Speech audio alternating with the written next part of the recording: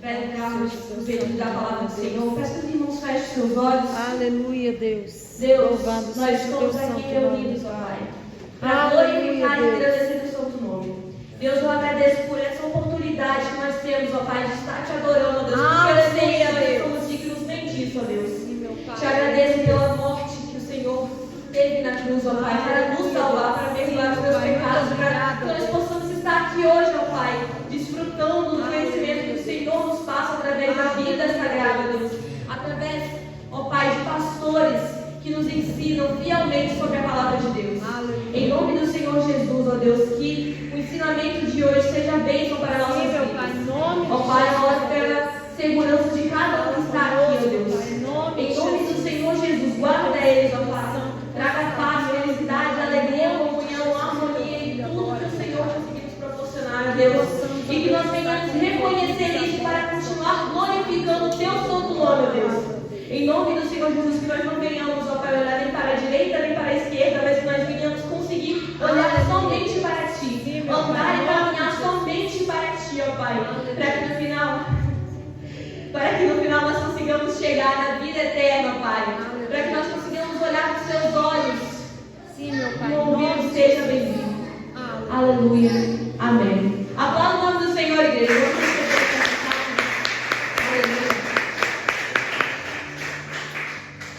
Aleluia. Pode se sentar, meus irmãos. Pega a sua Bíblia e abra comigo no livro do profeta Jeremias, capítulo de número 29, versículo de número 11. Jeremias 29, 11. Texto muito conhecido. E nós gostaríamos de mais uma vez relembrar essas santas palavras de Deus dirigida a seu povo, portanto, objeto de amor de Deus, mas não sem antes passar pela vida do profeta Jeremias. Essas são as palavras de Deus dita a seu povo por intermédio do profeta Jeremias, capítulo 29, versículo 11. Vamos ler até o 14. Diz assim a palavra de Deus: porque eu pensei os pensamentos que tenho sobre vós, diz o Senhor, pensamentos de paz e não de mal, para vos dar o fim que esperais. Então me invocareis e orareis a mim, e eu vos ouvirei. Buscar-me-eis e me achareis, quando me buscareis de todo o vosso coração. Serei achado de vós, diz o Senhor, que farei voltar os vossos cativos e congregar-vos-ei de todas as nações e de todos os lugares para onde vos lancei, diz o Senhor. Tornarei a trazer-vos ao lugar de onde vos transporteis. Amém? Essas são as palavras de Deus dita ao seu amado povo, Israel e Judá. E a declaração do profeta é que Deus sabe os pensamentos que Ele tem sobre nós, e que este pensamento de Deus acerca do seu povo é pensamento de paz e não de mal, pensamentos bons e não ruins, pensamento que proporciona ao coração humano alegria. Os pensamentos de Deus acerca do seu povo são bons pensamentos, segundo o texto que nós lemos nessa noite. Pensamento de paz e não de mal. Para que? Perguntaríamos ao profeta Jeremias: para que são esses pensamentos? Jeremias responderia: para vos dar o fim que desejais, ou para vos dar o fim que vocês estão esperando. Só que esta palavra, lida aqui entre nós, é uma coisa. Outra coisa é Israel na Babilônia ouvindo essas palavras. Aqui a gente ouvir Deus dizendo que pensamentos de Deus para nós são pensamentos de paz e não de mal, para nos dar o fim que Ele deseja, ou que nós desejamos, é uma coisa. Aqui no Brasil, 2025, você imagina se nós estivéssemos no lugar de Israel? Você imagina se, por exemplo, os Estados Unidos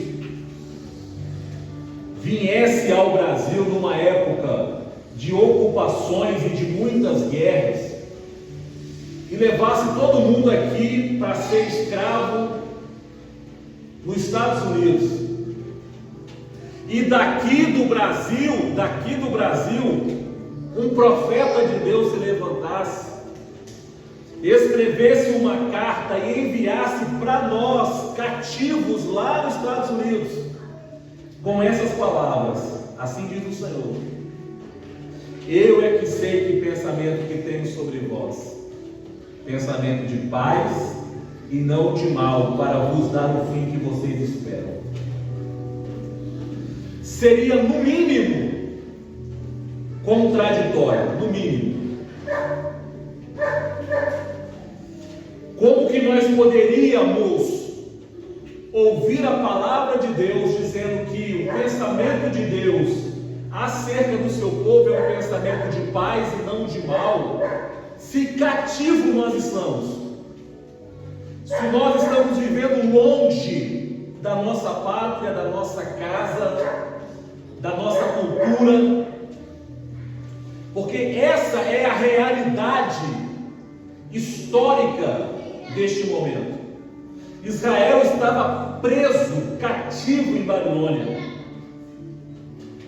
e Deus manda, através do profeta Jeremias, essas palavras via carta. Agora, embora pareça contraditório, o que a gente precisa saber é que todas as vezes que aquilo que a gente está vendo, aquilo que a gente está presenciando, ou aquilo que nós estamos vivendo, parece estar em contradição com aquilo que Deus está falando, esse momento é um momento de muita fé. Fé para acreditar que Deus sabe o que está fazendo. Fé para acreditar que Deus tem sempre razão. Fé para acreditar que Deus, que está presente aqui hoje em 2025, também já está presente em 2080, 3015, porque o nosso Deus, ele é atemporal. Ele não sofre com as limitações do tempo como nós sofremos. É como se a cronologia ou o tempo cronos fosse desconhecido para Deus. Há quem diga que o tempo de Deus se chama Kairos, que é não sofrer como nós sofremos com a cronologia do tempo. Quanto mais o tempo passa, mais envelhecemos. Deus não tem isso. Deus existe em todos os lugares, em todos os tempos, ao mesmo tempo. É até difícil de entender. Então, ao olhar para esse texto, as palavras de Deus parecem estar conflitando com a realidade do povo. Nessa hora, o povo de Deus precisa ter fé para acreditar que Deus tem razão e que Deus sabe o que está fazendo.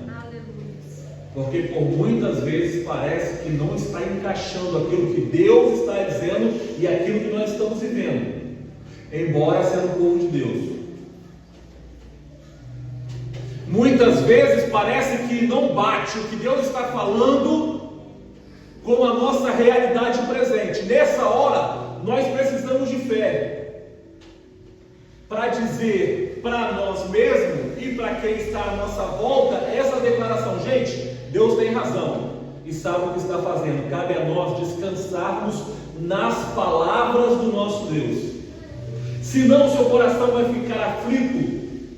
Senão nós ficaremos preocupados, ansiosos, tendenciosos a desistir da fé, tendenciosos a olhar para trás, a voltar atrás e a ficar para trás. Fé para acreditar que Deus está no controle, mesmo que eu não esteja entendendo absolutamente nada, ou principalmente quando eu não estou entendendo absolutamente nada. Deus tem razão, sabe o que está fazendo e permanece no controle de todas as coisas. Esta fé é a fé que nos salva da desistência. Essa fé é a fé que nos salva do fracasso espiritual. Essa fé é que vai fazer uma enorme diferença no dia do arrebatamento da igreja. É essa fé que será um divisor de água na vida daqueles que professam a fé em Deus. Porque esse tipo de fé é uma fé que atende à expectativa do Criador e não da criatura. E eu sei que é comum a gente encontrar no nosso meio uma fé que esteja lutando pela criatura. Só que essa fé que atende às expectativas da criatura e não do Criador, passando por uma situação como essa que Israel passou, ela pode deixar de existir, ela pode desaparecer. Portanto, a fé que atende à expectativa do Criador e não da criatura ou das criaturas, é essa fé que me diz: eu não estou entendendo nada, parece que está tudo fora do lugar, mas mesmo assim eu vou continuar acreditando que Deus sempre tem razão e que Ele sabe o que está fazendo. E se Ele está dizendo que o pensamento dele é de paz para a minha vida, que o pensamento dele é de paz para a minha casa, que o pensamento dele é de paz para a minha família, então assim eu acredito e assim será, mesmo que não pareça, mesmo que eu esteja doente, mesmo que eu esteja em conflito, mesmo que eu esteja um pouco longe, distante daquilo que eu gostaria muito de viver. Deus tem sempre razão. Agora, esta fé, ela é uma fé que capacita o homem. O bom de você ter uma fé que atende à expectativa do Criador e não da criatura é que essa fé capacita a gente. Capacita para quê? Por exemplo, capacita para que a gente não mude quando as coisas mudarem. Olha o que diz o verso 4 do capítulo que nós lemos, 29. Assim diz o Senhor dos Exércitos, o Deus de Israel, a todos que foram transportados, que eu fiz transportar de Jerusalém para a Babilônia. Deus está o tempo inteiro dizendo que foi Ele que fez, que o que está acontecendo tem a mão dele. Ele está o tempo inteiro dizendo nessa carta, isso aqui é uma carta, que Ele mexeu os pauzinhos para que tudo isso estivesse acontecendo. Assim diz o Senhor Deus, o Senhor dos Exércitos, a todos que foram transportados, que eu fiz transportar de Jerusalém para a Babilônia. Número 1, edificai casa e habitai nela. Número 2, plantai jardim e comei do seu fruto. Número 3, tomai mulheres e gerai filhos e filhas. Edificai casa, plantem jardim, casem-se e que tenham filhos. Me parece o que é comum a todos nós. Construir casa é comum a todos nós. Trabalhar, plantar jardim para ter a provisão, para ter o que comer, é comum a todos nós. Se relacionar, casar, ter filhos, é comum a todos nós. É comum, na verdade, a todo ser humano. O que Deus está dizendo? Vocês que estão na Babilônia não podem mudar porque as coisas mudaram.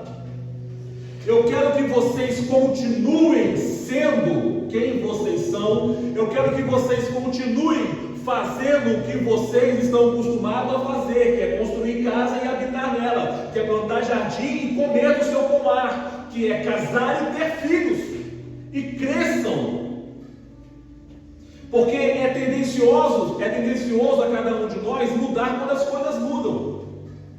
Daí as pessoas que eram de bem para a vida ficam de mal para a vida. As pessoas que eram finas e educadas ficam ásperas e mal educadas. Pessoas que eram tranquilas e serenas passam a ficar estressadas, porque as coisas mudaram. E como as coisas mudaram e a minha fé é uma fé que atende às minhas expectativas e não às expectativas do meu Deus, do meu Senhor, então eu mudo também, porque as coisas mudaram. Só que essa fé que está sendo impressa aqui em Jeremias capítulo 29 é a fé que atende à expectativa do Criador e não da criatura. Portanto, nos capacita a não mudar quando as coisas mudarem. A não me deixar abatido, entristecido, com raiva, furioso, soberbo, orgulhoso, porque as coisas mudam.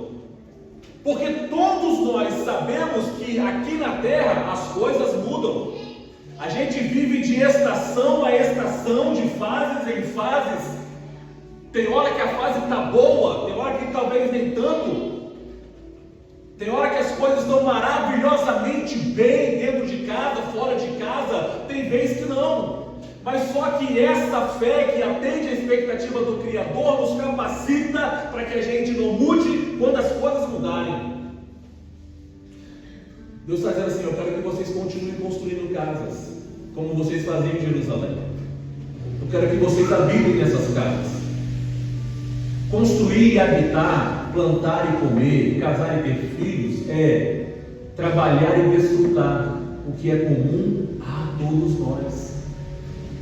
Deus está dizendo assim, a vida segue, gente. Apesar dos apesares, a vida segue. E essa fé nos capacita para não mudar quando as coisas mudarem. Número 2, essa fé também nos capacita para viver com coerência numa nova dinâmica, numa nova estação. Porque às vezes a gente está acostumado com o nosso mundo, e quando a estação muda, a gente fica sem saber o que fazer. Mas essa fé aqui não, essa fé nos capacita para viver coerentemente quando a estação mudar, para operar numa nova dinâmica. Porque se nós estamos no contexto histórico de guerra, é comum desejar a morte do inimigo e tomar o território dele. Mas olha o que Deus diz no verso 7, 29, 7. Procurai a paz da cidade, para onde eu vos fiz transportar, e orai por ela ao Senhor, porque na sua paz vós tereis paz. Se no contexto de guerra é normal desejar a morte do inimigo, Deus está dizendo assim: agora vocês vão operar uma nova dinâmica, vocês vão orar pelos seus inimigos. O que era extremamente confuso na mente de um hebreu. Hoje a gente entende, porque nós somos cristãos, a história está contada, Cristo já veio, o Messias já se apresentou, já morreu, já ressuscitou, já trouxe o ensinamento, já trouxe a nova doutrina da nova aliança. como está em Mateus capítulo 5, 34, que nós devemos amar até os nossos inimigos. Mas na cabeça de um hebreu, no ano 500 a.C., não faz o menor sentido orar pela paz de Jerusalém, orar pela paz da Babilônia não faz o menor sentido. Só que essa fé que atende à expectativa de Deus e não do ser humano, do Criador e não da criatura, nos capacita para operar numa nova dinâmica. Então teremos que orar pelos nossos inimigos, interceder por eles, porque na sua paz nós teremos paz. Essa fé é uma fé extremamente necessária, porque tudo que está acontecendo, como está no controle de Deus, tem um tempo para começar e tem um tempo para terminar. Deus havia dito ao profeta Jeremias que essa nova estação que Israel estava vivendo seria uma estação de 70 anos, e depois o povo voltaria para a sua terra natal. Esse é um Deus que tem o controle de todas as coisas. Termina essa reflexão de hoje falando sobre essa fé que atende à expectativa do Criador e não da criatura, dizendo que essa fé nos capacita para que a gente tenha discernimentos espirituais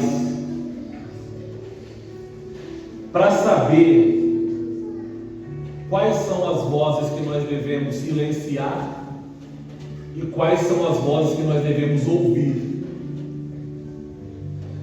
Quais são as orientações que nós devemos ouvir e quais são as orientações que nós devemos silenciar?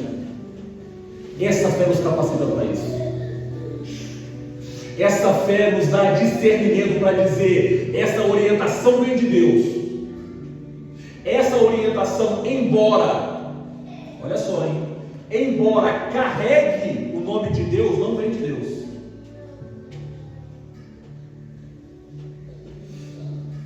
Uma das frases que mais esclarece a mente de um cristão é: está na Bíblia. Preste atenção para depois você não falar que eu não falei. Está na Bíblia não é suficiente, precisa estar em Cristo. Para que a gente consiga discernir quais são as vozes que nós precisamos ouvir e quais são as vozes que nós precisamos silenciar, que nós precisamos dessa compreensão. Estar na Bíblia não é suficiente, precisa estar em Cristo. Como assim? Vou explicar. Na Bíblia diz assim, olho por olho e dente por dente. Está na Bíblia, mas não está em Cristo.